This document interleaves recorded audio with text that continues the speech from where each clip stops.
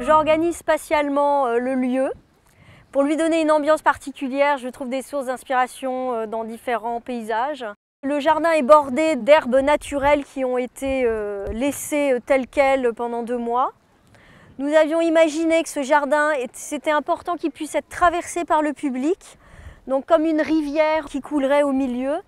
Nous avons récupéré des matériaux naturels en forêt. Nous les avons choisis pour leur forme tortueuse et nous les avons mis en scène en fait de façon à ce qu'il y ait un mouvement. Moi, ce qui était important pour moi, c'est qu'il y ait une fluidité à travers le jardin. Que le jardin ne soit pas trop rempli pour qu'il soit apaisant.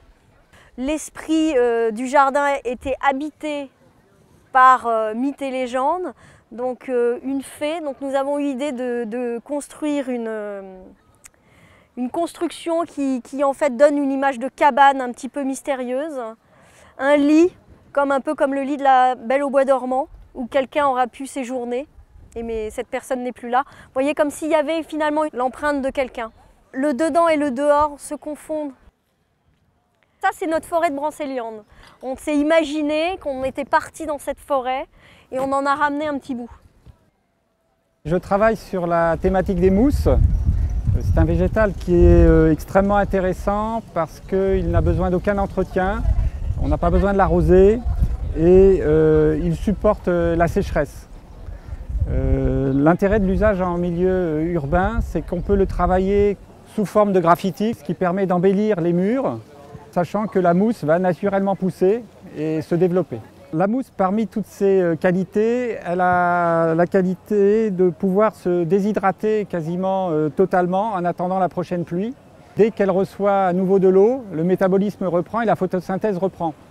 Donc l'intérêt de l'utiliser en tag, c'est qu'il va falloir placer le tag, bien sûr, si possible dans un lieu qui ne soit pas exposé au soleil de midi, et si possible dans un lieu qui soit exposé au vent dominant, ce qui permet que la mousse puisse de temps en temps être humidifiée. L'idée est de profiter de la multiplication végétative des mousses pour faire un tapis de mousse par colonisation.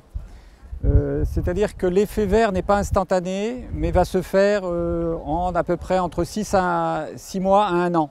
Donc en fait, on disperse des morceaux de mousse sur un substrat très particulier et en arrosant régulièrement ce substrat, la mousse va se développer et coloniser petit à petit l'ensemble de la surface. L'intérêt, c'est qu'on a à ce moment-là une mousse très adaptée à son milieu et qui aura une meilleure pérennité que de vouloir plaquer de la mousse.